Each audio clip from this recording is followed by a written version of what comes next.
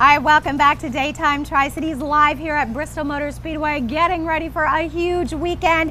And it is time for our tradition of grilling the way it ought to be. Love it. We've got our good friend, Chef Tony Mammarella, here with us. Always fun when we get to have you on the show. It is, and it's a wonderful time to be race weekend again. Race weekend. You said you love this weather. This is perfect for you. I love this weather. I love the cold. It's fantastic. Fantastic. And we're warming up here. You're using what I think a lot of fans are using this year. Those flat top griddles. Oh man, such a great convenience. You can cook a lot of stuff on those. Anything you can cook in a cast iron skillet, you can cook on this. Nice. And its cleanup is easy. And it's outside. It's outside, and the everything's going to smell wonderful. What's on the menu today, Tony? So we're actually going to do a pan-seared salmon with some roasted potatoes and some sauteed Brussels sprouts. We're going to do some blackened fish tacos, and then we have a pico de gallo that's really simple to kind of finish that all off. See, tailgating is like, we're not talking hamburgers and hot dogs anymore. I love with the griddle, you can do just everything. We're kicking it up several notches. It is, and it's Good Friday, so we went with fish to kind of keep everything on that, you know, that good realm. Nice. But you can do seafood,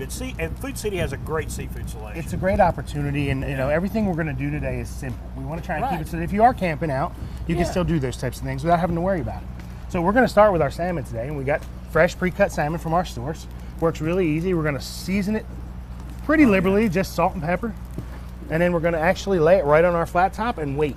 The trick to this, and the trick to anything on these flat tops, is you have to trust it. You just got to let it go. So you go skin side up. I'm doing skin side up because we're actually going to peel the skin off. Okay, very good. So you want to get the outside a really pretty color, and then we'll worry about getting the skin side cooked. But always want to do that. Already smell it. The side you're going to show to people, that's what we want to put on the grill first. Good deal. Oh, nice. Okay. So for our mahi, we have a blackening seasoning, and I just picked out any blackening seasoning I can find. Okay. The trick to blackening seasoning is you want to make sure that it's relatively well covered and pretty liberal with your seasonings and your spices.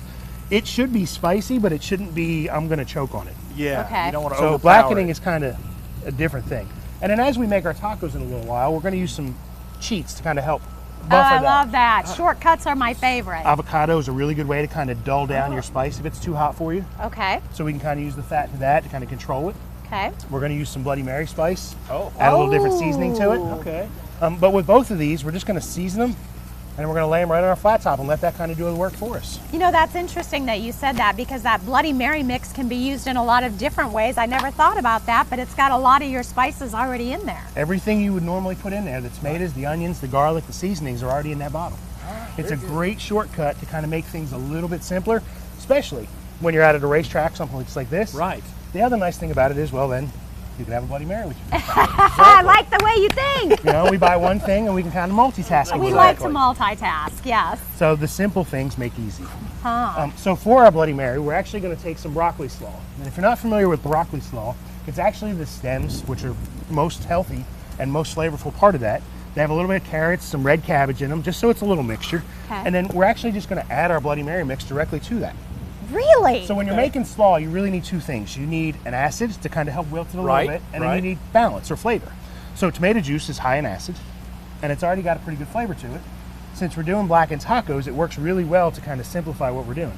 So we're just going to add a little bit to it. Just eyeball it. We'll mix it up a little bit till we get the right consistency, and then that's actually going to go on our fish tacos when we're ready. Tony, I am amazed. Like, I never thought of that. This is something so different. And it's really simple. You're just trying to get that acid to help start wilt that and break it down a little bit for you. And you know, like you say, you're kicking it up here. It's better than like your normal cabbage and mayo kind of a coleslaw. You're actually getting it a little spicy and add a little extra crunch to those tacos as well. Yes, because the crunch is what you need. Right. And I'm doing this relatively quickly. I don't want to do it too soon because then that crunch goes away. Right. So at least with this right now, we're still going to get that crunch in that broccoli slaw with those carrots. I love those shortcuts. I use those in so many different ways, that and the other slaw that they have. It's such a simple way to kind of work through what we're doing. The other thing we're going to work on is actually building a plate. So for our salmon dish, we're going to do everything we can, and I want to do everything on the grill.